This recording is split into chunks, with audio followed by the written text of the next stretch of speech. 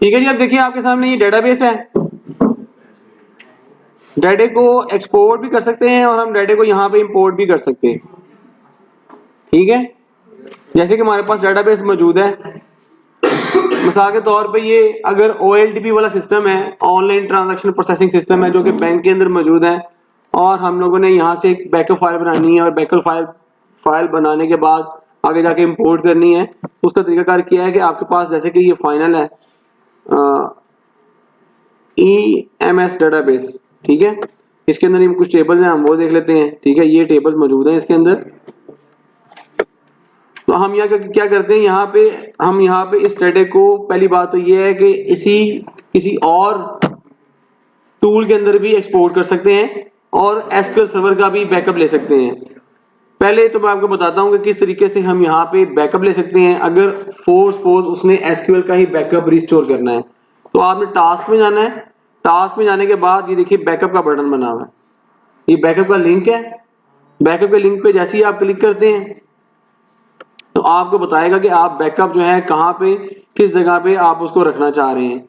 ठीक है जी। अब वो बता रहा है कि डेटाबेस ये है और बैकअप टाइप फुल है। ठीक है हमारे पास। अब बैकअप कंपोनेंट क्या है, आपने बताना है कि किस जगह पे जाके उसको रिस्टोर करना है। ठीक है, यहाँ पे जाके मैं उसका पाथ चेंज कर सकता हूँ। जिस पाथ पे मैं उसको बताऊंगा उस पाथ पे जाके मेरे पास बैकअप रिस्टोर हो जाएगा। और अगर मैं नाम चेंज करना चाहता हूँ, बेसिकली मैं इसको रिस्टोर करना चाह रहा हूँ MS SQL सर्वर के अंदर, मेरे पास MS SQL 1.2 MS SQL server का फोल्डर है, उसके अंदर MS SQL में बैकअप के अंदर जाके वो मेरे पास EMS DB फाइनल बैकअप, और आज की डेट है मिसाल के तौर पे जैसे 6 है। ठीक है, तो मैं इस डेट के नाम से बैकअप रख लूंगा कि इस नाम से मैं इसको बैकअप रखूंगा ताकि मुझे पता हो कि इस डेट के अगेंस्ट मैंने बैकअप उठाना है। ठीक है, अभी ऑलरेडी उसने नाम रखा हुआ था, इसको आप रिमूव कर दें तो आपकी बाय डिफॉल्ट यही फाइल सेलेक्ट हो जाएगी। ठीक है, इसको हम ओके करते हैं।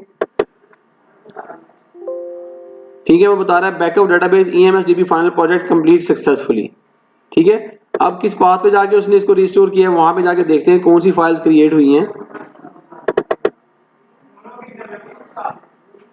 कहां पे इंस्टॉल है यार, सी के अंदर प्रोग्राम फाइल्स, SQL सर्वर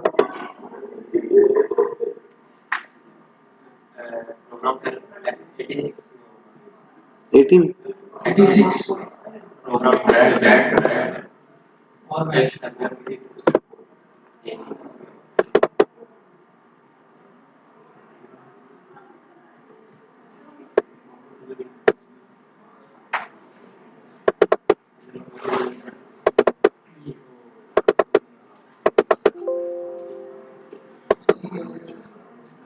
ये देखिए उसने यहाँ पे मेरे पास BAK के नाम से फाइल बना दी है। ठीक है, जो कि इस पाथ पे जाके, जो मैंने इसको पाथ बताया था उस नाम से उसने यहाँ पे जाके एक फाइल का बैकअप बना दिया है जो कि इतने KB का है। ठीक है, अब जब मैं इसको किसी एंड पे जाके इसको रिस्टोर करूंगा तो मेरे पास ये इसके अंदर जो मेरे पास डेटाबेस के अंदर जो टेबल्स हैं उसमें जो चेंजेस हैं, ठीक है, with data and new tables and new SPs, जो कुछ भी होगा मेरे पास रिस्टोर हो जाएगा। ठीक है, उसका तरीकाकार किया है कि जैसे कि मैं यहाँ पे जाऊंगा, इसी SQL के फाइल को आगे से रिस्टोर करने के लिए राइट क्लिक करें, आप टास्क में जाएं। ठीक है, और ये नीचे बटन बना हुआ है रिस्टोर डेटाबेस। ठीक है, मैं उसे बता रहा हूं कि मुझे क्या चाहिए। मेरे पास ये है डेटाबेस, ये इसके अंदर हमारे पास डेस्टिनेशन फाइल ये है, और कहां से लेके आना, ये देखिए आपने सेलेक्ट करना है डिवाइस। उसके बाद यहाँ पे क्लिक करें, इसको मैं ऐड करता हूं और मैं इसको बताऊंगा कि मेरे पास कहां पे पड़ा हुआ है। मैं कहता हूं कि मेरे पास, मैं इसको रिस्टोर करना चाह रहा हूं। ठीक है, जो कि मैंने अभी ऑफ कोर्स इसका बैकअप भी लिया है। मैं इसको ओके करता हूं। ठीक है, तो मेरे पास ये देखिए आ गया है। ठीक है, आगे ऑप्शंस में जाना है आपने, और आपने बताना है कि ओवरराइड द एग्जिस्टिंग डेटाबेस। ठीक है, take a log backup before restore, अगर आपने लेना है तो यहाँ पे इसको बता दें, नहीं करना तो इसको अनहाइड कर दें। Close existing connections to destination database. ठीक है जी, database EMS DB final project restore successfully. ठीक है जी, तो इस तरीके से SQL सर्वर के अंदर रहते हुए आप बैकअप ले सकते हैं और बैकअप को रिस्टोर कर सकते हैं। समझ में आया? स्टेप्स को लिख लें बेशक बाद में, ताकि आपको कभी करना पड़ जाए तो आप याद रखिएगा, क्योंकि जिस तरीके से मैंने यहाँ पे तमाम काम किए हैं बैकअप में जाके जो जो ऑप्शन सेलेक्ट किए हैं या रिस्टोर करते हुए जो जो ऑप्शन सेलेक्ट किए हैं। ठीक हो गया। अब आगे ये तो मैंने बताया एसक्यूएल टू एसक्यूएल हम लोग ये काम कर रहे थे ना। अब एसक्यूएल से हटके मुझे एक्सेस के अंदर या एक्सेल फाइल के अंदर डाटा को रिस्टोर करना पड़ जाता है, ठीक है, फॉर सम रीजन। तो उसके लिए मैं क्या करता हूँ, मेरे पास यहाँ पे राइट क्लिक करें, टास्क, और यहाँ पे एक्सपोर्ट डाटा, तो हर चीज जड़ी इंपोर्ट दा के रुकदी तेरी हैं, डाटा को एक्सपोर्ट करना है, ठीक है जी। एक्सपोर्ट करने के लिए देखें यहाँ पे आप यहाँ में बताना है चूज अ डाटा सोर्स, आपने बताना है कि डाटा कहाँ से हमें चाहिए, ठीक है जी। तो हम यहाँ से डाटा सोर्स बताएंगे एक्सपोर्ट करने के लिए। तो मैं से बताऊंगा कि मेरे पास जो एसक्यूएल सर्वर है बेसिकली मैं वहां से डाटा को एक्सपोर्ट करना चाह रहा हूँ।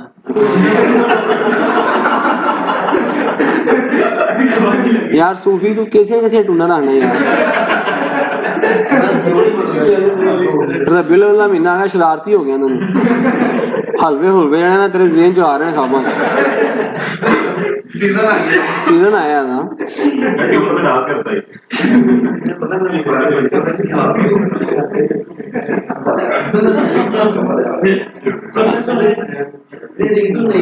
सही है लाभ था वैसे तो आपसे छुट्टी नहीं लेगी।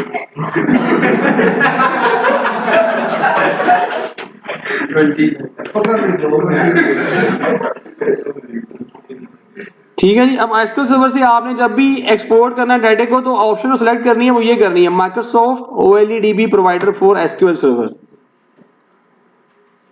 ठीक है। ये आपने ऑप्शन याद रखनी है, अगर नहीं तो फिर आपको आगे जाके एरर्स देगा ये, ठीक है जी। मैं कह रहा हूँ कि मुझे यहाँ से डेटाबेस अपना चाहिए, और ये डेटाबेस कौन सा है, यहाँ पर डिफरेंट डेटाबेस आ रहे होंगे, ठीक है, तो जो कि मुझे बताएगा। मैं कह रहा हूँ नहीं, मुझे इसी डेटाबेस से आगे जाके फाइल को, डेटाबेस को या टेबल्स को एक्सपोर्ट करना है। बता रहा चूज डेस्टिनेशन, तो चूज डेस्टिनेशन के लिए मैं बताऊंगा मेरे पास एक्सेस की फाइल है, ठीक है, उसके अंदर मैं इसको रिस्टोर करना चाह रहा हूँ। तो देखते हैं यहाँ पे कोई एक्सेस की फाइल अगर मिलती है, जैसे कि स्टूडेंट की फाइल है, ठीक है, ये पड़ी हुई है डेस्कटॉप पे। तो मैं इसको ओपन करता हूँ और यहाँ पे जाके वो बता रहा है कि इस टेबल के अंदर जाके डाटा को रिस्टोर कर दिया जाएगा, ठीक है। कुछ एडवांस की ऑप्शन है वो आप सिलेक्ट कर सकते हैं अगर आपने कुछ करना है, कि क्या कर सकते हैं, सिलेक्ट और enter database name, enter information to log on the database, ठीक है। क्योंकि पासवर्ड वगैरह लगा हुआ है तो वो आप और यहाँ पे जाके यूजर नेम पासवर्ड देने के बाद इसको यहाँ पे जाके टेस्ट भी कर सकते हैं, ठीक है। वो आपको बताएगा कि टेस्ट कनेक्शन सक्सीडेड और नोट, के आप इसको अलाउ है कि आप इस फाइल में जाके डेटा को एक्सपोर्ट कर सकते हैं या नहीं कर सकते।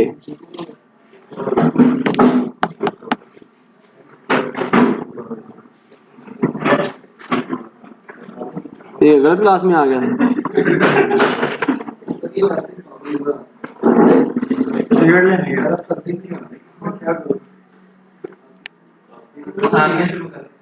ठीक है जी। आगे चलते हैं। हमने बता दिया उसको, सोर्स फाइल बताई और डेस्टिनेशन फाइल बताई, ठीक है। अब आगे जाके इसी सेम डेटाबेस के अंदर बता रहा है कॉपी डाटा फ्रॉम वन और मोर टेबल्स और व्यूज, या आपने क्यूरी लिखना चाहते हैं, देखिए नीचे एक ऑप्शन आ रही है write a query to specify the data to transfer. मैं कहता हूँ नहीं, मुझे क्यूरी नहीं लिखनी है, मुझे टेबल्स को ही एक्सपोर्ट करना है। तो आगे जाके मुझे बताएगा कि इसके अंदर ये टेबल्स मौजूद हैं, ठीक है। जैसे डिपार्टमेंट है या एम्प्लॉय डेटाबेस है, तो जो जो भी है, जैसे कि जेंडर है तो मैं सिर्फ जेंडर सिलेक्ट करता हूँ, ठीक है। तो मैं सिर्फ जेंडर ही मेरे पास एक्सपोर्ट होगी, ना कि बाकी फाइल्स एक्सपोर्ट होंगी, ठीक है। एडिट मैपिंग हमें बताती है कि आपके पास इस टेबल के अंदर क्या क्या कॉलम है सोर्स फाइल में, और डेस्टिनेशन फाइल में जाके किस तरीके से वो कॉलम जाके अपडेट होंगे या इंपोर्ट होंगे या एक्सपोर्ट होंगे, ठीक है। वो बता रहा है सोर्स जेंडर आईडी है, डेस्टिनेशन भी जेंडर आईडी है, यही नाम उसने जेंडर आईडी रखा हुआ है। आप यहाँ पे चेंज करना चाहते हैं तो आप चेंज कर लें, ठीक है। टाइप उसकी लॉन्ग रखी हुई है, तो जेंडर आईडी को आप उसको किसको चेंज करके आप उसको इंटीजर रख सकते हैं, शॉर्ट कर दें, लॉन्ग कर दें, ठीक है। यहाँ डबल है, करेंसी है, टाइम है, बिट है, ठीक है। तो मैं इसको कहता हूँ शॉर्ट कर दो, ठीक है। लॉन्ग टेक्स्ट है, इसको आप वार4 कर देते हैं, ओके कर देते हैं, ठीक है। उसके बाद एडिट मैपिंग है, आगे देखिए प्रीव्यू का बटन है, तो बता रहा है कि ये दो चीजें आपके पास हैं, डाटा ये आपको दिखा रहा है, जेंडर आईडी ये दो पड़े हुए हैं और नेम के अंदर ये कुछ पड़ा हुआ है, ठीक है, मैं कहता हूँ ठीक है, मुझे इन्हीं चीज़ों को आगे एक्सपोर्ट करना है। ठीक है जी, नेक्स्ट करते हैं। तो बता रहा है कि आपके पास इन शॉर्ट ये उसके ऊपर उसने एक्सेप्शन दिए हैं कि यहाँ पे जाके इसको मसला आ सकता है, लेकिन हम चलाते हैं इसको। ठीक है, वो कह रहा है इसको आप लॉन्ग ही रखिएगा, लेकिन चलाते हैं। नेक्स्ट करते हैं।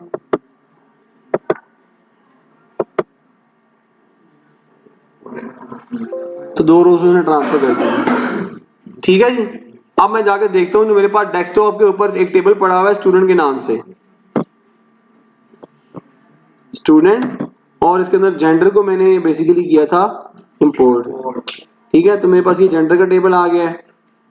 ये देखिए वो दिखा रहा है मेरे पास 1 के अगेंस्ट ये डाटा आया, 2 के अगेंस्ट ये डाटा आया। समझ आई है? ठीक है, अब मिसाल के तौर पे मेरे पास जेंडर का टेबल वहां मौजूद है, तो मैं यहाँ पे इसी टेबल के अगेंस्ट कुछ चेंजेस करता हूँ और इसको सेव करता हूँ। ठीक है, जैसे कि यहाँ पे इसको कर देते हैं हम रीनेम जेंडर अंडरस्कोर बैकअप। हम जेंडर के सेपरेट टेबल क्यों बनाते हैं? वही ऑप्शन मैक्सिमम 3 वाले हैं। हाँ, इसके अलावा तो ऑप्शन ही नहीं है। नहीं तो थर्ड नॉर्मल फॉर्म को सेटिस्फाई करने के लिए बनाना पड़ता है ना, जिसमें हर एंटिटी का टेबल अलग से बनाना पड़ता है। इसका मतलब ये है कि हम थर्ड नॉर्मल फॉर्म का मतलब डेफिनेशन ये है कि each entity must have its own table, चाहे वो जेंडर है, चाहे वो सिटी है, चाहे वो डिस्ट्रिक्ट है। ठीक है ना, तो उसके लिए आपको टेबल अलग से बनाना पड़ेगा। डेजिग्नेशन है, डिपार्टमेंट है, हर एंटिटी का टेबल अलग से होना चाहिए। और उसकी जो प्राइमरी की है वो आप एज अ फॉरेन की इस्तेमाल करेंगे, बजाय इसके कि जितने भी मैं स्टूडेंट क्रिएट करूंगा मुझे खुद से टेक्स्ट फील्ड देना पड़ेगी, मेल फीमेल, उसके अगेंस्ट मुझे आईडी इस्तेमाल करना है। उससे जस्ट मजीद कॉम्प्लेक्सिटी बढ़ रही है, लेकिन कोई कॉम्प्लेक्सिटी नहीं बढ़ रही, बल्कि आपके पास जो टेक्स्ट फील्ड होती है वो आपके पास स्पेस ज्यादा लेती है। मैं अपनी मेन टेबल के अंदर सिर्फ एक इंटीजर फील्ड लूंगा जो कि सिर्फ हमेशा डिजिट के अंदर आएगी, और डिजिट के अंदर उसको क्यूरी करना भी फास्ट है, आसान है, लाते आप उसके अंदर टेक्स्ट फाइल सेव करते जाएं। एक करेक्टर का वो ले लें, करेक्टर टाइप का ले लें, 2 बाइट्स का, वो एम या एफ से करवा ही रहा हूँ। आपने जब वैसे भी दूसरे टेबल से डाटा एक्सट्रैक्ट करना है, तो आप उस पे कोई ज्वाइन लगा के निकाल रहे होगे, खाली 1 2 3 एक टेबल में तो चलो एमएफ कर लेते हैं। ठीक है, आपकी रिक्वायरमेंट चेंज होती है, स्टूडेंट के अलावा मुझे जो यूनिवर्सिटी के अंदर टीचर्स भी आते हैं उनके टेबल में भी इस्तेमाल करना है, फिर वहां भी एमएफ एमएफ ही रहेगा वो, इससे ज्यादा तो नहीं चाहिए। ये तो नहीं ना होता, इसीलिए तो रूल्स डिफाइन किए जाते हैं कि आपके पास एक टेबल में उसके अगेंस्ट मेल या फीमेल या एमईएफ लिखा हुआ है, तो जहां जहां पे जिन टेबल में भी वो इस्तेमाल करना है वैल्यू वही रहेगी उसकी। इसलिए तो आईडी इस्तेमाल की जाती है कि एक दफा अगर आपने बना लिया ना सिटी, वो सिटी आपने यहाँ पे जो बंदा टीचर है उसके लिए भी इस्तेमाल कर सकते हैं, जेंडर टीचर के लिए भी इस्तेमाल होगा, जेंडर मैनेजमेंट के लिए भी इस्तेमाल होगा, जो उसके अपने एम्प्लॉइज हैं, जेंडर जो स्टूडेंट के लिए भी इस्तेमाल होगा। आप जो काम करने वाला है वो जरूरी नहीं है कि वो जेनेरिक ही हो, जो जिसका मतलब ये है कि आप वैल्यू फ्रंट एंड से भेज रहे हैं ना, क्यूरीज के थ्रू, मेल या फीमेल।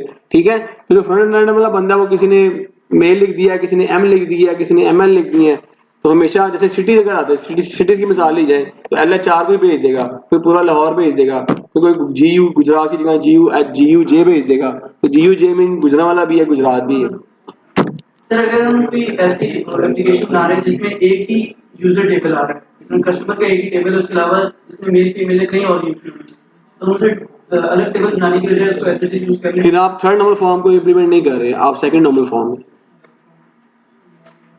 आप किसी को ये चैलेंज नहीं कर सकते कि मैंने नॉर्मलाइज किया हुआ डेटाबेस, डेटाबेस को नॉर्मलाइज करना जरूरी है। ठीक है जी, अब मेरे पास जेंडर के टेबल के बाद आ गया जेंडर बैकअप। ठीक है, अब ये टेबल मेरे पास आप ये देखें एसक्यूएल सर्वर के अंदर मौजूद नहीं है। ठीक है,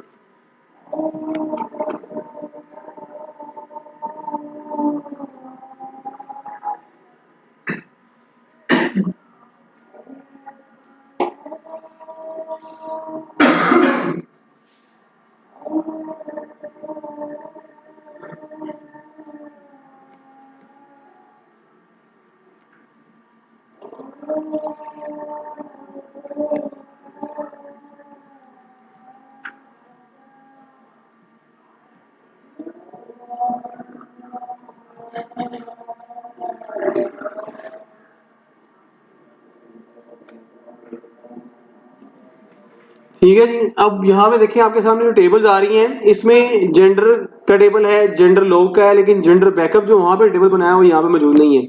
यानी कि मेरे पास अब कोई ऐसा डेटाबेस मौजूद है, टेबल मौजूद है जिसको मैं अपनी डेटाबेस में इंपोर्ट करना चाह रहा हूँ और किसी भी टूल के अंदर मौजूद है, तो उसको हम इंपोर्ट कैसे कर सकते हैं, अब हम वो सीखने जा रहे हैं। ठीक है जी। पहले हमने देखा कि एक्सपोर्ट कैसे करते हैं किसी अदर टूल के अंदर, तो एसक्यूएल में तो मैंने आपको बताया कैसे होगा। तो आप राइट क्लिक करें, टास्क में जाएं और यहाँ पे इंपोर्ट डाटा, ठीक है जी। इंपोर्ट डाटा के अंदर जाके जो पहली ऑप्शन देखिए आ रही है, बता रही है चूज आर डाटा सोर्स। आपने ये बताना है कि वो डेटाबेस या टेबल उसकी डाटा सोर्स क्या है। तो वो डेस्कटॉप के ऊपर पड़ा हुआ है और वो एक्सेस में बना हुआ है। मैंने सिलेक्ट किया एक्सेस और ब्राउज करूंगा मैं कि डेस्कटॉप के ऊपर स्टूडेंट का टेबल है मेरे पास। ठीक है जी। नेक्स्ट करता हूं। उस पर कोई लॉगिन पासवर्ड लगा हुआ है तो आपने वो यूजर नेम यहाँ देना है और पासवर्ड यहाँ पे देना है। उसके बाद नेक्स्ट का बटन दबाएंगे तो बता रहा है कि चूज अ डेस्टिनेशन। तो मैं वो उसको अपने पास एसक्यूएल सर्वर के अंदर इंपोर्ट करना चाह रहा हूँ, लाना चाह रहा हूँ। तो उसके लिए मैंने आपको बताया कि आपने जो प्रोवाइडर यूज करना है वो होगा Microsoft OLEDB provider for SQL server. ठीक हो गया, ये मैंने सिलेक्ट किया। अब एसक्यूएल सर्वर के अंदर रहते हुए किस डेटाबेस के अंदर मैं वो टेबल को लाना चाह रहा हूं, तो मैंने वो बताना है। यहाँ पे डिफरेंट डेटाबेसेस आपके सामने आ रहे हैं। ठीक है, तो मैंने बता दिया EMSDB फाइनल प्रोजेक्ट, इस डेटाबेस के अंदर मुझे वो टेबल इंपोर्ट करना है जो कि मैं लाना चाह रहा हूं। तो मैं यहां से नेक्स्ट करूंगा, कॉपी डाटा फ्रॉम वन और मोर टेबल्स और व्यूज। तो नेक्स्ट करते हैं। तो मैं जो जेंडर बैकअप है इस टेबल को अपने पास इंपोर्ट करना चाह रहा हूं, इसकी एडिट मैपिंग के जरिए, वही जो काम मैंने पहले किया था।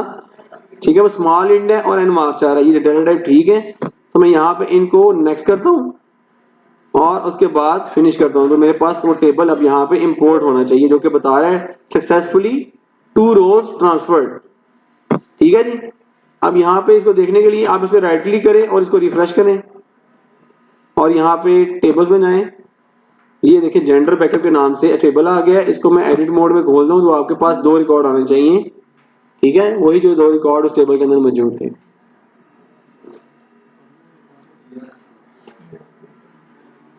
समझ आया? यानी कि हमने दोनों काम करके देखे हैं। एक तो आप लोगों ने ये देखा कि किस तरीके से एसक्यूएल सर्वर से ही हम बैकअप लेते हैं और एसक्यूएल सर्वर के जो बैकअप होता है उसको किस तरीके से रिस्टोर किया जा सकता है। ठीक है, दूसरा काम हम लोगों ने ये किया है कि हम एसक्यूएल सर्वर से किसी अदर टूल के अंदर किस तरीके से डाटा को एक्सपोर्ट करते हैं। ठीक है, चाहे वो एक्सेस है या एक्सेल है। ठीक है, और किस तरीके से किसी थर्ड पार्टी टूल से हम डाटा को एसक्यूएल सर्वर में इंपोर्ट कर सकते हैं। ठीक हो गया?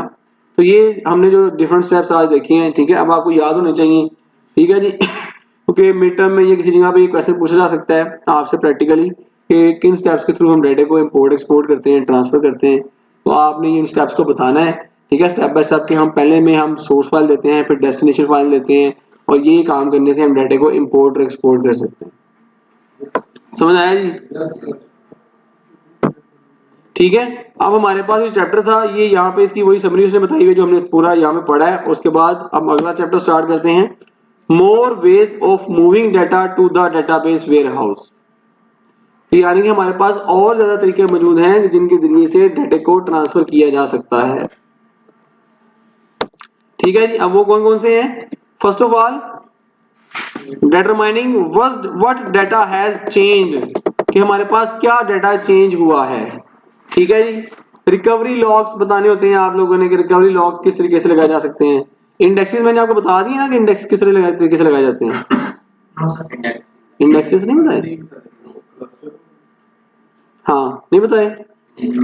इंडेक्सेस तो मेन पार्ट है इसका, वो बनी चले। अच्छा चले मैं आपको पहले वो बताता हूँ फिर। इंडेक्स जो बेसिकली मैं बता रहा हूँ कि प्रैक्टिकली जो है किसी भी डेटाबेस के अंदर डाटे को एफिशिएंटली यूज करने के लिए, खास तौर पे डेटाबेस वेयरहाउसिंग के अंदर अगर आपने डेटाबेस को फास्टली रिट्रीव करना है तो उसके ऊपर बेतहाशा इंडेक्सेस लगाए जाते हैं। ठीक है, वो क्यों लगाए जाते हैं, उसकी रीजन क्या होती है। जब हम रिलेशनल डेटाबेस में होते हैं तो हर डेटाबेस के अंदर अगर 30 से 40 टेबल हैं तो हर टेबल के ऊपर अपनी उसकी प्राइमरी की लगी होती है। ठीक है, अगर हम डिफरेंट टेबल से डाटा को उठा के लेके आते हैं तो प्राइमरी की और फॉरेन की के इनर जॉइंस की मदद से हम वो डाटा को उठा सकते हैं। ठीक हो गया। अब इनर जॉइन का तो आइडिया है ना, मैंने आपको बताया भी था, लगाया हुआ है ना इनर जॉइन, क्यूरीज करवाई थी ना मैंने शुरू में आपको। अच्छा, इनर जॉइन के बाद अब नेक्स्ट जो हम लोगों ने काम करना होता है बेसिकली ये है कि हमारे पास अगर हमारे पास डेटाबेस वेयरहाउसिंग के अंदर डाटा मौजूद है तो मैंने आपको पहले भी बताया कि डेटाबेस को डीनॉर्मलाइज कर लिया जाता है और उसको एक टेबल के अंदर चेंज कर दिया जाता है। ठीक है, तो वहां पे सिर्फ एक ऑटो नंबर होता है। उसके अगेंस्ट अगर बाकी कॉलम्स के अगेंस्ट अगर डाटा को रिट्रीव करना है तो वो किस तरीके से किया जाता है। अगर मेरे पास अगर एक बैंक के एम्प्लॉयज का रिकॉर्ड है और 1 लाख एम्प्लॉयज हैं और मैंने सिटी और नेम के अगेंस्ट सर्चिंग करनी है तो मेरे पास जो टेबल है उस शुरू में भी मेरे पास जो है वो रोज के अंदर जो है वो बंदे हो सकते हैं जो कि लाहौर से बिलोंग करते हैं और लास्ट वाली रो के अंदर भी वो बंदे हो सकते हैं जो कि लाहौर से बिलोंग करते हैं। ठीक है, और अगर मैं अली के रिकॉर्ड को सर्च कर रहा हूँ तो अली का रिकॉर्ड शुरू में भी मिल सकता है और लास्ट में मिल सकता है। इसका मतलब ये है कि यूजर को, कंपाइलर को हमें पहले रिकॉर्ड से लेके आखिरी रिकॉर्ड तक रीड करना पड़ेगा। अब इस डाटा को जो कि आपके पास डीनॉर्मलाइज हालत में पड़ा हुआ है उसके ऊपर सिर्फ एक सीरियल नंबर है जो कि उसके ऊपर लगा हुआ है। ठीक है, 1 2 3 4, क्योंकि एक ही टेबल है, डेटाबेस को डीनॉर्मलाइज कर लिया गया है, एक टेबल के अंदर एक सीरियल नंबर लगा हुआ है जो कि ऑटो नंबर है। बाकी किसी कॉलम पे सर्चिंग करनी है तो बहुत ज्यादा टाइम लेती है, इसलिए वेयर हाउसिंग के अंदर हमारे पास बहुत ज्यादा इंडेक्स लगाए जाते हैं, बहुत ज्यादा इंडेक्स यूज होते हैं। इंडेक्स का काम बेसिकली क्या होता है कि किसी भी एक कॉलम के अगेंस्ट या 2 कॉलम के अगेंस्ट डाटा को असेंडिंग या डिसेंडिंग ऑर्डर के अंदर स्टोर करना आपकी रैम के अंदर या कैशे के अंदर। ठीक है, फिजिकली ऑर्डर तो वही रहेगा डेटाबेस का, लेकिन आपने अपनी रिक्वायरमेंट्स के मुताबिक ये चाहते हैं कि जब मैं एक क्यूरी लगाऊं तो मुझे वो इस असेंडिंग ऑर्डर में मिले। तो ये एसक्यूएल सर्वर क्या करता है कि अपने पास कैशे के अंदर उस टेबल का ऑर्डर चेंज करके उसको स्टोर कर लेता है और जब भी आप उसके ऊपर क्यूरी लगाएंगे तो वो आपको इस कॉलम के अगेंस्ट लाहौर जो कि सिटी है और यूजर नेम के अगेंस्ट टेबल को असेंडिंग ऑर्डर में स्टोर करेगा।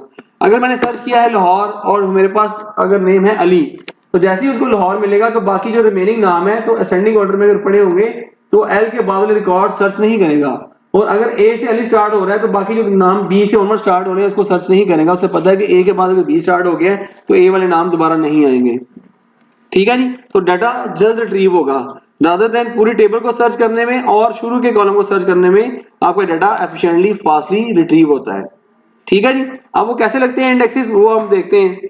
अब मिसाल के तौर पर मेरे पास सिटी है, सिटी के अंदर आप ड्रैग ड्रॉप करते हैं तो आपके पास कॉलम्स हैं। ठीक है, ये देखिए कॉलम का फोल्डर आ रहा है, इस कॉलम के फोल्डर को जब मैंने ड्रैग ड्रॉप किया तो मुझे बता रहा है कि इसके अंदर एक प्राइमरी की है सिटी आईडी और एक है सिटी नेम। ठीक है जी, अब आपने ये चीजें याद रखनी है कि जब भी कोई टेबल क्रिएट की जाती है तो उसके अंदर प्राइमरी की लाजमी होती है। ठीक है, यूनिकली रिप्रेजेंट करने के लिए, और जब जब एसक्यूएल सर्वर प्राइमरी की क्रिएट करता है तो बाय डिफॉल्ट खुद से उसके ऊपर क्लस्टर इंडेक्स लगा देता है। ठीक है, अभी मैंने इसमें कुछ भी नहीं किया। ये देखिए आप नीचे एक और फोल्डर नजर आ रहा है इंडेक्सेस, ये देखें जैसे मैंने इंडेक्सेस के फोल्डर को ड्रैग ड्रॉप करता हूं तो वो कह रहा है कि पीके सिटी के ऊपर लगा हुआ है क्लस्टर इंडेक्स, ये देखें लिखा हुआ आ रहा है, प्राइमरी की है सिटी की, उसके ऊपर लगा हुआ है क्लस्टर इंडेक्स। इसको मैं राइट क्लिक करता हूं तो इसकी प्रॉपर्टीज में जाकर देखता हूं ये क्या कह रहा है और किस कॉलम पे इसने क्या काम किया हुआ है। ठीक है, वो बता रहा है कि इस टेबल के अंदर सिटी आईडी है, ये देखें सिटी आईडी, उस सिटी आईडी को असेंडिंग ऑर्डर में मैंने स्टोर किया हुआ है जो कि इंटीजर फील्ड है। ठीक है, और उसकी आइडेंटिटी यस है, यानी उसके अंदर डुप्लीकेट रिकॉर्ड नहीं आ सकते। ठीक है, तो आप इसको ओके कर देंगे, देखिए इसको चेंज नहीं कर सकते हैं, हम सिर्फ रीड ओनली मोड में उसको पढ़ सकते हैं। ठीक है, यानी कि जब भी एसक्यूएल सर्वर के अंदर कोई टेबल क्रिएट होता है और उसके ऊपर प्राइमरी की लगाई जाती है तो बाय डिफॉल्ट एसक्यूएल सर्वर खुद से इसके ऊपर क्लस्टर इंडेक्स क्रिएट कर देता है। ठीक है, अब खुद से क्लस्टर इंडेक्स क्रिएट करने की क्या वजह है आप बताएंगे मुझे?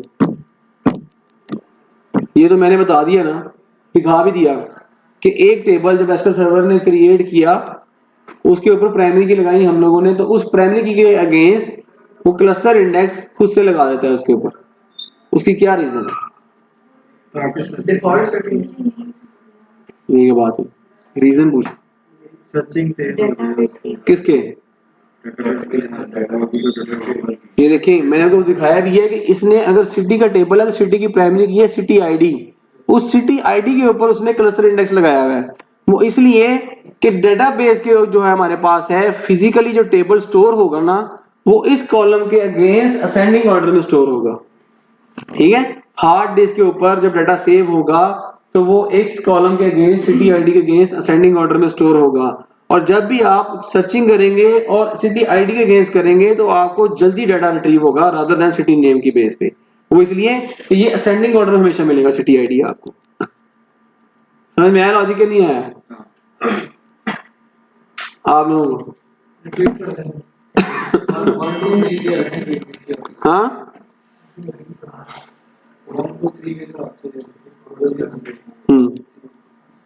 अब ये देखें मैं आपको समझाता हूँ। सिटी आईडी हमारे पास ये एक टेबल है सिटी का, इसमें देखते हैं कितने रिकॉर्ड पड़े हुए हैं। ठीक है, क्लस्टर इंडेक्स बेसिकली प्रैक्टिकली बहुत ज्यादा इस्तेमाल होते हैं। ठीक है, जिसको आप यूजर बेस के ऊपर रहते हुए आप उसके ऊपर लगाते हैं डेटाबेस के ऊपर, इसलिए इसको अंडरस्टैंड करें और लिख लें या समझ लें इसको कि हम क्या करते हैं। अब जो मैं समझाना चाह रहा हूँ वो क्या है कि मेरे पास देखिए 1 के अगेंस्ट लाहौर है, 2 के अगेंस्ट कसूर है और 7 तक मेरे पास सिटीज यहाँ पे अवेलेबल है। मैं यहाँ पे एक और रिकॉर्ड इंसर्ट करता हूँ, इंसर्ट इनटू टेबल नेम,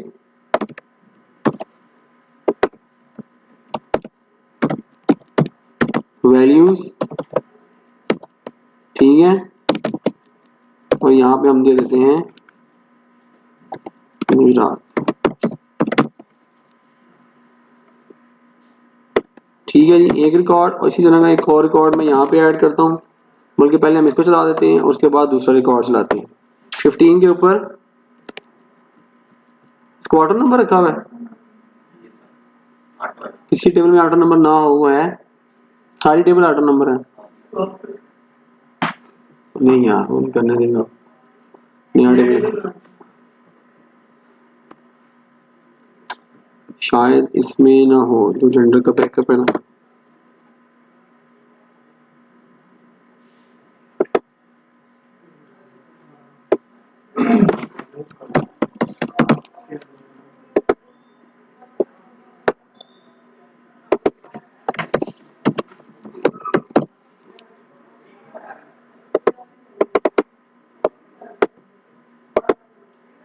ठीक है, अब देखें जेंडर के बैकअप के अंदर मैंने जो मेरे पास पहले था 1 और 2 मेल और फीमेल, तो मैंने 15 पे एक वैल्यू दी है। अब एक वैल्यू मैं देना चाह रहा हूं यहाँ पे 6 के अगेंस्ट। ठीक है, जो कि मेरे पास जो भी वैल्यू है। ठीक है जी, अब मेरे पास मुझे बताएं कि मैंने पहले 1 और 2 वैल्यू स्टोर थी, उसके बाद 15 मैंने इंसर्ट किया और अब 6 ऐड किए। ठीक है, अब जब मैं क्यूरी लिखता हूँ यहाँ पे सिलेक्ट स्टैटिक फ्रॉम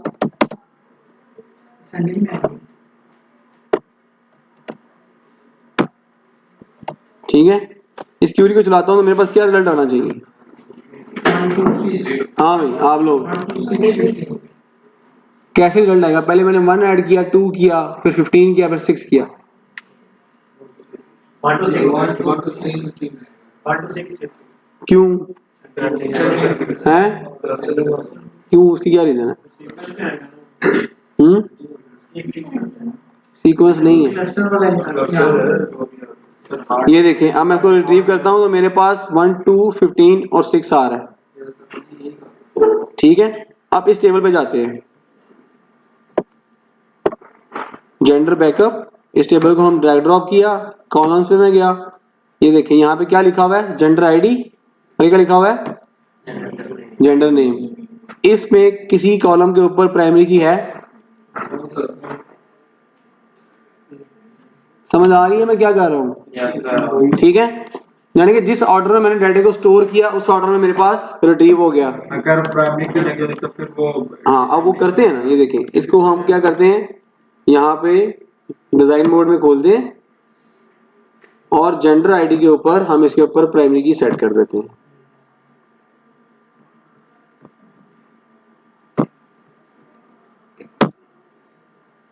ठीक है, अब मैं इसको देखिए दोबारा सिलेक्ट की क्वेरी को चलाता हूं। अब क्या आया? आप लोगों को समझ आ रही है? तीनों की नहीं आ रही? क्या चेंज किया था अभी हमने, क्या किया है? पहले कैसे आ रहा था डाटा, अब कैसे ठीक हो गया?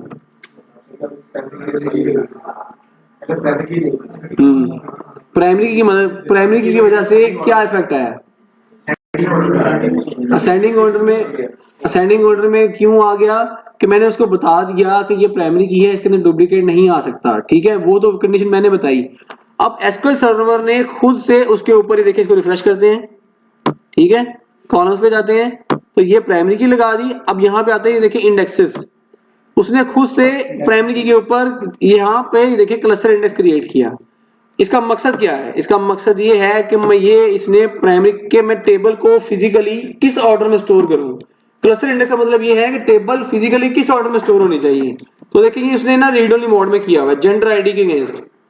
मैं जो सा मर्जी आईडी पहले दूं, जो सा मर्जी आईडी बाद में दूं, वो बता रहा है कि जेंडर आईडी के अगेंस्ट असेंडिंग ऑर्डर के अंदर, ये देखें असेंडिंग ऑर्डर के अंदर टेबल फिजिकली हार्ड डिस्क में स्टोर होगा। ठीक है, और जब भी रिट्रीव होगा तो इसी ऑर्डर में होगा। अब समझ में आया मैं क्या बताना चाह रहा था कि नहीं आया? क्या चीज? हाँ, ये तो बता रहा हूँ, क्लस्टर इंडेक्स। जैसे ही मैं प्राइमरी की लगाऊंगा, एसक्यूएल सर्वर खुद से उसके ऊपर क्लस्टर इंडेक्स लगाएगा कि टेबल इस ऑर्डर में फिजिकली हार्ड डिस्क के ऊपर स्टोर होगा। समझ आया? कॉन्सेप्ट समझ में आया? ठीक है, अब मसला ये है कि मैं अब यहाँ पे अगर सर्चिंग करूंगा ना, मेरे पास अगर 1 लाख रिकॉर्ड है और मैं यहाँ पे देता हूँ where condition, where gender ID is equals to 6। ठीक है, ये जो 6 है, ये जब भी कंपाइलर इसको रीड करने के बाद सर्चिंग करेगा ना, तो वो यहां से 1 बाय 1 रीड करना शुरू कर देगा रिकॉर्ड को। जैसे ही इसको 6 मिलेगा, इसका मतलब ये है उसके बाद वाले रिकॉर्ड उसने रीड नहीं करने हैं, तो 6 बाद में कभी भी नहीं आने वाला। ठीक है, तो यहाँ पे चौथे रिकॉर्ड के बाद वो बाकी रिकॉर्ड रीड नहीं करेगा, तो इसको टाइम कम लगेगा। ठीक है, अगर मैं यहाँ पे सर्च करता हूं, जो कि मेरे पास जेंडर नेम आ रहा है, और मैं कहता हूं जेंडर नेम, ठीक है, इज इक्वल्स टू ABC। ठीक है, तो ये ABC वो यहाँ पे जो सर्च करना शुरू करेगा ना, ABC इसको शुरू में भी मिल सकता है, मिड में भी, और लास्ट आखिरी रिकॉर्ड पे भी आ सकता है, कहीं भी आ सकता है, क्योंकि ये डुप्लीकेट हो रहा है। ठीक है, ये यूनिक भी नहीं है, तो इसलिए कंपाइलर को टाइम लगता है। डेटाबेस वेयरहाउसिंग के अंदर अगर की के अलावा किसी और कॉलम पे सर्च करेंगे तो उसको क्वेरी को टाइम लगता है रिट्रीव होने में। अब एक्सपर्ट डीबीएस किस तरीके से उसको कंट्रोल करते हैं, वो हम कैसे करेंगे? नॉन क्लस्टर इंडेक्स के थ्रू। ठीक है, अब नेम के केस में सर्च कर रहा हूं तो मेरी सर्चिंग कम से कम 1 मिनट ले रही है। प्रैक्टिकली ऐसा होता भी है, हम जब काम करते हैं तो हमारे पास जो रिपोर्ट्स हम फेच करते हैं, रिपोर्ट्स बहुत ज्यादा टाइम लेती हैं। फिर हम देखते हैं कि किन पैरामीटर के केस हम सर्चिंग कर रहे हैं। अगर मैंने देखा है कि नेम के केस में सर्चिंग कर रहा हूं, तो मैंने अब अपने कैशे के अंदर, रैम के अंदर रहते हुए इस टेबल को उस ऑर्डर में स्टोर करना है जो मेरी रिक्वायरमेंट है। ठीक है, वो कैसे करूंगा? ये देखें, मेरे पास ये जेंडर का बैकअप का टेबल है, इसके ऊपर ये इंडेक्सेस लिखा हुआ आ रहा है, फोल्डर, राइट क्लिक करूंगा और यहाँ पे new index, non cluster index. ठीक है जी, अब ये क्लस्टर इंडेक्स भी लिखा हुआ आ रहा है, लेकिन ये डिसेबल्ड है, ऑलरेडी है नहीं। इसका आंसर ये नहीं है, इसका आंसर ये है कि प्राइमरी की को कभी भी आप इन्फोर्स नहीं कर सकते, यूजर खुद से कभी भी क्लस्टर इंडेक्स क्रिएट नहीं कर सकता। ठीक है, फिजिकली जिस ऑर्डर के अंदर वो स्टोर है उसी ऑर्डर के अंदर रहेगा। एसक्यूएल सर्वर 2003 से पहले आप इसको इन्फोर्स कर देते थे, लेकिन उसके बाद उन लोगों ने इसको चेंज कर दिया है और नेक्स्ट वर्जन के अंदर अब उसको हम जो है चेंज नहीं कर सकते। जब भी क्रिएट करेंगे टेबल का फिजिकल ऑर्डर वही रहेगा, लेकिन रैम में या कैशे में टेबल आपके ऑर्डर के मुताबिक चेंज हो जाएगा। ठीक है, तो मैं यहाँ पे करता हूँ नॉन क्लस्टर इंडेक्स। जैसे मैं इसको क्लिक करूंगा तो मेरे सामने एक देखें पॉपअप एक खुल जाएगा, जो कि मुझे बताएगा कि आपने डिफरेंट ऑप्शंस आ रही है मेरे पास। तो जनरल ऑप्शंस के अंदर आ रहा है कि इंडेक्स का नाम क्या होगा। मैं बता रहा हूँ नॉन क्लस्टर इंडेक्स होगा, उसकी डेट ये है और उसके आगे मैं लिख देता हूं कि मैं किस पे लगाना चाह रहा हूं, जेंडर अंडरस्कोर नेम पे। ठीक है, अब आगे आ रहा है, बता रहा है कि कौन कौन से कॉलम आपने रखने हैं। मैं करता हूं ऐड के ऊपर मैं बता रहा हूं कि मेरे पास सिर्फ जेंडर नेम मुझे चाहिए, ठीक है, जिसके अगेंस्ट मैं डाटा को रिट्रीव करना चाह रहा हूं। ठीक है जी, तो उसको मैं अगर मेरे पास 3 से 4 कॉलम इंक्लूड है, तो जैसे कि यहाँ पे वो आपको ऑप्शन दे रहा है, तो जेंडर आईडी भी मैं सिलेक्ट कर लेता हूँ। ठीक है, कि इन दोनों को मिला के मेरी क्यूरी जो है वो रन कर रही है यार। पहले मैं नेम सर्च करूंगा, फिर आईडी करूंगा। अब यहाँ पे बता रहा है कि तुम इन दोनों का ऑर्डर भी चेंज कर सकते हो। ठीक है, कि नेम को मैं असेंडिंग या डिसेंडिंग ऑर्डर दोनों में ऑर्डर को रख सकता हूँ। ठीक है, ये देखें डिसेंडिंग भी आ रहा है, असेंडिंग भी आ रहा है। असेंडिंग और डिसेंडिंग दोनों ऑर्डर्स के अंदर मैं इंडेक्स के अगेंस्ट टेबल्स को स्टोर कर सकता हूं कैशे के अंदर। ठीक है जी, और यहाँ पे देखिए मैं उसे बता रहा हूं कि पहले नेम को तुमने सॉर्ट करना है, फिर आईडी के अगेंस्ट सॉर्ट करना है। मेरी क्यूरी इस तरीके से रिटर्न रिजल्ट मांगेगी। अगर मेरे पास पहले आईडी है फिर नेम है, तो ये देखिए यहाँ पे ऑप्शन आ रही है मूव अप करने की, मूव अप, उसके बाद मूव डाउन करने की।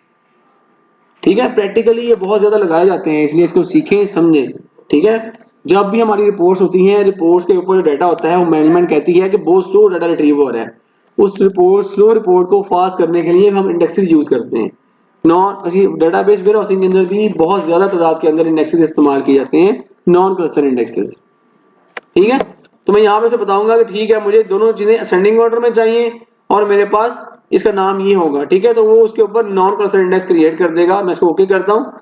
तो मेरे पास अब कैशे के अंदर देखें यहाँ पे इंडेक्स ये है, पहला क्लस्टर इंडेक्स 1 है और नॉन क्लस्टर इंडेक्स मेरे पास यहाँ पे एक और मैंने बना दिया है कि मुझे इस ऑर्डर के अगेंस्ट डाटा को फैच करके लेके आना है। ठीक है जी, अब जब भी मेरी क्यूरी चलेगी, रिपोर्ट चलेगी, तो मैं नेम के अगेंस्ट सर्च करूंगा, तो मुझे नेम जो है वो हमेशा असेंडिंग ऑर्डर में मिलेगा कैशे के अंदर। मेरा डाटा जो है वो जल्दी रिट्रीव होगा।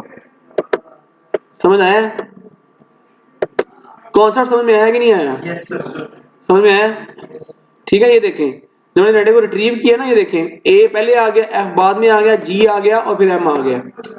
फिजिकली ऑर्डर वही है उसका, लेकिन मेरे लिए मेरी रिक्वायरमेंट के लिए उसने उसको चेंज कर दिया। ये देखें तीनों स्टेप समझ में आए? समझ में आया कि पहले मेरे पास प्राइमरी की नहीं लगी हुई थी, तो मेरे पास जो पहला कॉलम था वो भी ठीक है जिस ऑर्डर में मैं एंटर करता था वैसे ही आ जाता था। प्राइमरी की लगाई तो जेंडर आईडी असेंडिंग ऑर्डर में चला गया। नॉन क्लस्टर इंडेक्स लगाया नेम के ऊपर, तो नेम के अगेंस्ट उसने इसको सॉर्ट कर दिया। ठीक है, अब मेरे पास डाटा इस ऑर्डर में मेरे पास मौजूद है, इसके अगेंस्ट मैं अपनी सर्चिंग कर सकता हूँ, फास्ट ही डाटा रिट्रीव होगा।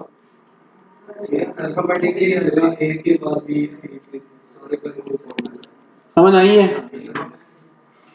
ठीक है, इंडेक्सेस बहुत ज्यादा इस्तेमाल होते हैं और इसलिए मैं बता रहा हूँ बार बार इसको इस्तेमाल करने के लिए कि आपने इसके अगेंस्ट सर्चिंग को फास्ट करते हैं, अपनी रिपोर्ट्स को एफिशिएंट बनाते हैं। और डेटाबेस वेयरहाउसिंग के अंदर जहाँ पे डाटा को डीनॉर्मलाइज कर दिया जाता है और 40-50 टेबल से हटा के एक टेबल बना दी जाती है, तो वहां पे आपने फिर उस सीरियल नंबर कॉलम को हटा के हर कॉलम के अगेंस्ट आपने इंडेक्स के इस्तेमाल करने होते हैं। समझ आया? ठीक है जी, अब अगली क्लास में मैं पूछूंगा तो क्विज अगर हो सकता है तो हो जाए, तो फिर आपने करके दिखाना है मुझे क्विज के अंदर इंडेक्स क्रिएट कैसे करते हैं। रिटर्न में रिटर्न नहीं, प्रैक्टिकल भी हो सकता है। प्रैक्टिकली करवा दीजिएगा, रिटर्न में कैसे लिखते हैं? हाँ, प्रैक्टिकल करके दिखा देना। ठीक है जी, आपको पता होना चाहिए किस तरीके से उसका मकसद क्या है, क्लस्टर इंडेक्स का, नॉन क्लस्टर इंडेक्स का। डाटा को इंपोर्ट करना है तो इंपोर्ट करने के लिए एसक्यूएल के अंदर बैकअप कैसे लिया जाता है और रिस्टोर कैसे किया जाता है। किसी और टूल के अंदर हम डाटा को किस तरीके से रिस्टोर करते हैं और इंपोर्ट करते हैं। समझ आया? ब्रेक अभी नहीं यार, बिठा के करते हैं। ठीक है जी, यानी कि आपने इन कॉलम के अगेंस्ट डाटा को किस तरीके से हम लोगों ने लेके आना है वो तमाम काम हम यहाँ पे करते हैं। आगे आते हैं more ways of moving data to the database warehouse. ठीक है, उसके पॉइंट्स हैं determining what data has change. पहले आपने ये देखना होता है कितने डाटा में चेंज आया OLTP के अंदर, ताकि हम उतना ही डाटा आगे लेके जाएं डेटाबेस वेयरहाउसिंग के लिए। रिकवरी लॉग्स होते हैं जो कि मेंटेन करता है एसक्यूएल सर्वर खुद से। ठीक है, वहां से भी आप जो डिफरेंस वाला डाटा है वो निकाल सकते हैं। मैंने बताया था लास्ट टाइम ट्रिगर्स भी होते हैं। ठीक है, फिर ट्रिगर्स के जरिए भी हम यहाँ पे डाटा को जो है वो डिफरेंशिएट कर सकते हैं कि किस तरीके से जो हमारे पास इंसर्ट का ट्रिगर है, डिलीट का है, अपडेट का है, और मैनुअली आप क्यूरी लिखने के बाद भी डाटा को निकाल सकते हैं। ठीक है जी, अभी चैप्टर ये क्या है बेसिकली कि हमारे पास जो OLTP वाला डेटाबेस है जो कि बैंक के अंदर चल रहा है और हमने डेटाबेस वेयरहाउसिंग के लिए दे दिया था महीना पहले, अब एक महीने के दौरान जो चेंजेस आई हैं तो वो हम चेंजेस कैसे निकाल सकते हैं? वो निकालने के लिए बता रहा है कि हमारे पास पहले ये देखना है कि चेंजेस आई क्या क्या है, determining what data has change, उसके बाद रिकवरी लॉग को देखना है आप लोगों ने, और फिर ट्रिगर्स होते हैं हमारे पास इंसर्ट का, डिलीट का, अपडेट का। ठीक है, अगर यहां से भी काम ना हो तो फिर मैनुअल क्यूरीज के जरिए आप डेटा को निकालते हैं कि एक महीने के दौरान क्या क्या चेंजेस आई हैं। समझ आया? ट्रिगर्स यहां पे देखें लिखे हुए इंसर्ट, डिलीट और अपडेट। ठीक है, अब इसमें सेलेक्ट क्यों नहीं लिखा हुआ आप बताएं? हाँ, ट्रिगर होता क्या है? हाँ मैं तुझे अगर आप कोई बैकअप फाइल डिलीट हो जाए तो वो जाके ट्रिगर पे सेव हो जाएगी ताकि हम उसे दोबारा रिस्टोर कर सकें। आप ही आगे यही है। हाँ भी काशिफ, क्या होता है ट्रिगर? फिर ट्रिगर उसके लिए यूज करते हैं। करता क्या है? इसके भी सारे इवेंट के ऊपर रहता है। इवेंट कौन कौन से होते हैं?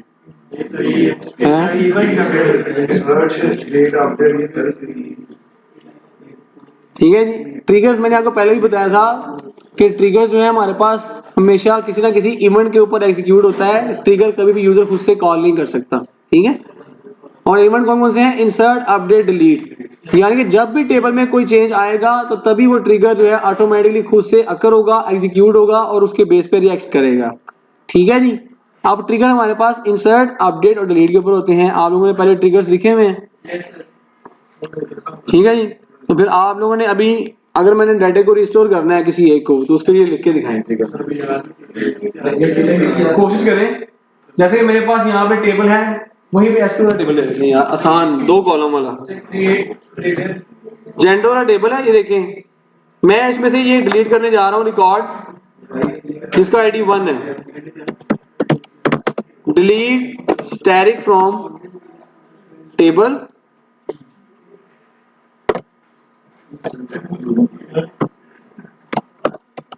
where gender id is equals to 1।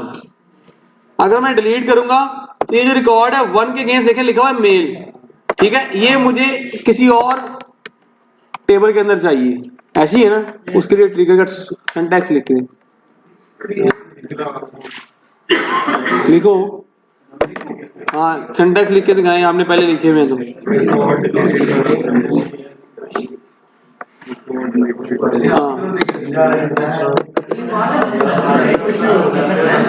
कल क्लास आके तू कितना होती फ्राइडे में पूछना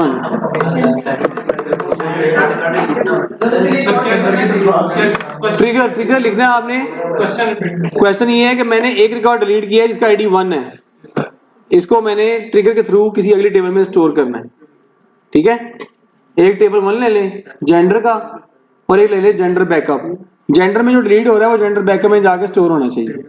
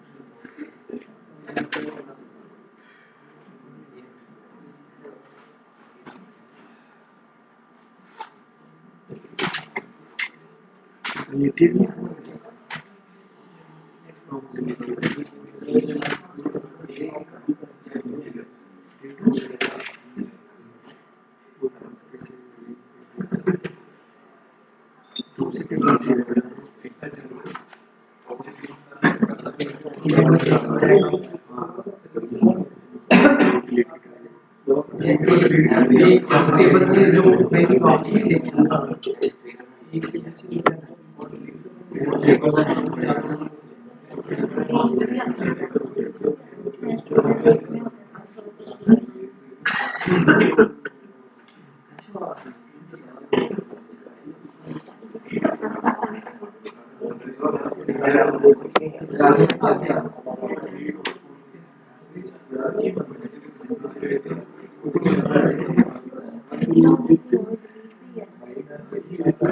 जेंडर बैकअप या चुप करिए हाँ भाई जेंडर से निकाल के जेंडर बैकअप में क्या उसके दिमाग में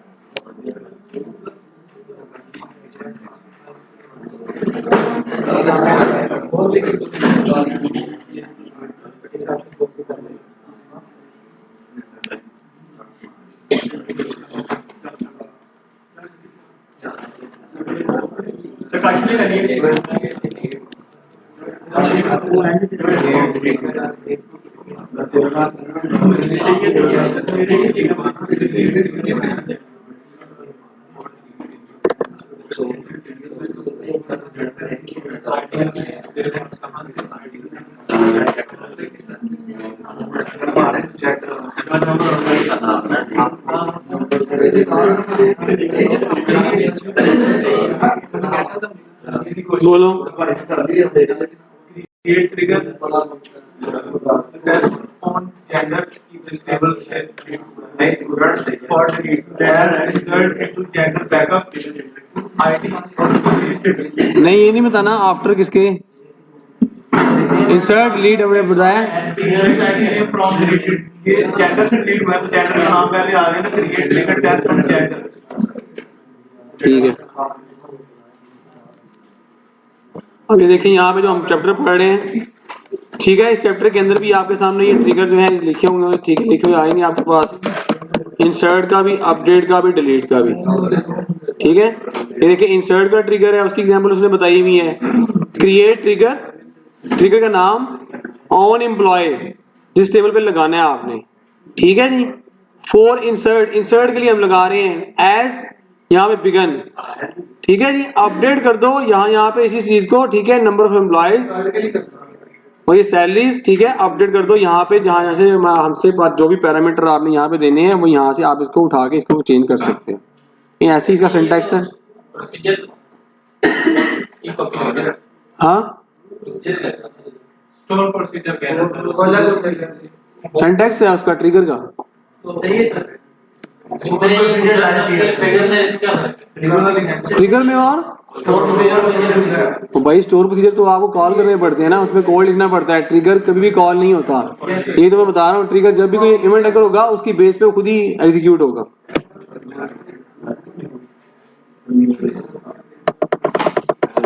ठीक है जी। अभी देखिए यहाँ पे लिखा हुआ आ रहा है क्रिएट, जो मैंने आपको कहा था डिलीट का ट्रिगर, क्रिएट ट्रिगर, आगे उसका नाम आ गया on employ for delete, as के बाद बिगन किससे स्टार्ट होगा और एंड पे खत्म हो जाएगा, ठीक है। डिक्लेयर यहाँ पे उसने एक इंटीजर कर दी है, ठीक है। अपडेट कर रहा है सिलेक्ट काउंट फ्रॉम डिलीटेड, तो जो भी काउंट आपके पास आएगा उसने अपनी लॉजिक बनाई हुई है, तो यहाँ पे इसको स्टोर करो और अपडेट कर दो एम्प्लॉय स्टैटिस्टिक्स, एक नई टेबल है, एम्प्लॉय के पास स्टैटिस्टिक की टेबल है। Set salary, total salary minus select sum salary from deleted, ठीक है।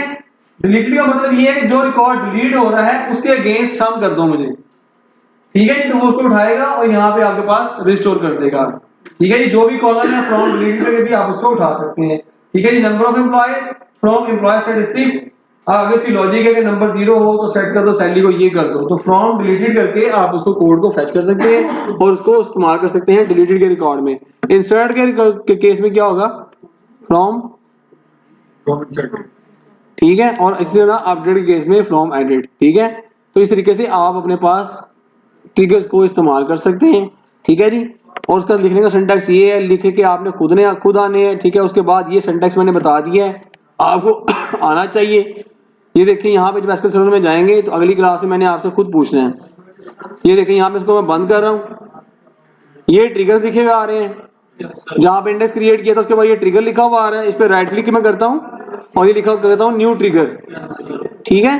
तो यहाँ पे क्रिएट ट्रिगर, तो यहाँ पे आप ट्रिगर का नाम दें, ये पूरी की जगह नाम देना आपने, ठीक है। ऑन किस पे लगाना है, यहाँ पे, ठीक है, टेबल का नाम, ऊपर ट्रिगर का नाम, यहाँ पे टेबल का नाम, आफ्टर किसके, डिलीट के, इंसर्ट के या अपडेट के, ठीक हो गया। और रिकॉर्ड कैसे उठाना है, select column name from deleted, ठीक है, या फ्रॉम इंसर्टेड।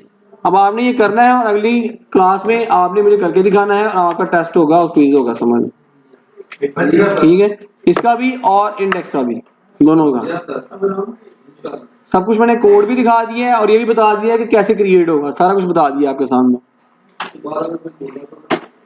समझ आ गई है?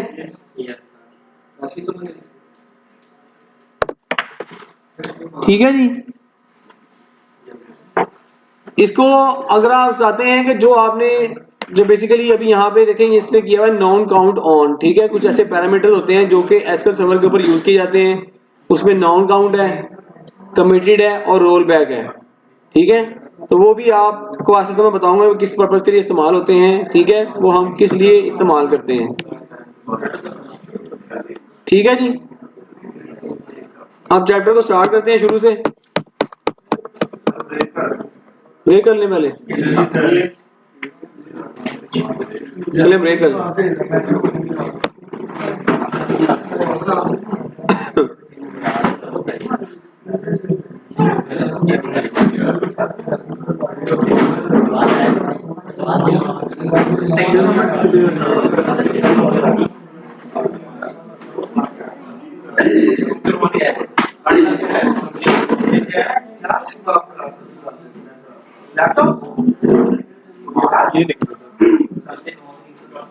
ये ट्रिगर नेम, ट्रिगर का नाम, ये ऑन जेंडर यहाँ पे आएगा ना, क्योंकि ट्रिगर का नाम आएगा ऑन जेंडर टेबल के ऊपर, ठीक है जी। उसके बाद फोर डिलीटेड, ठीक है, इंसर्ट इनटू जेंडर बैकअप, ये और सिलेक्ट फ्रॉम डिलीटेड, हाँ ये सही है। यहाँ पे थोड़ा चेंज करो, यहाँ पे मुझे समझ नहीं क्या बोला आपने, क्रिएट ट्रिगर, उसका नाम मैंने लिख दिया ABC_ ट्रिगर, ठीक है। टेबल का नाम आगे लिखना है, ऑन किस पे, जेंडर पे, फॉर डिलीटेड, फिर आपको ये देगा सिलेक्ट नेम फ्रॉम डिलीटेड।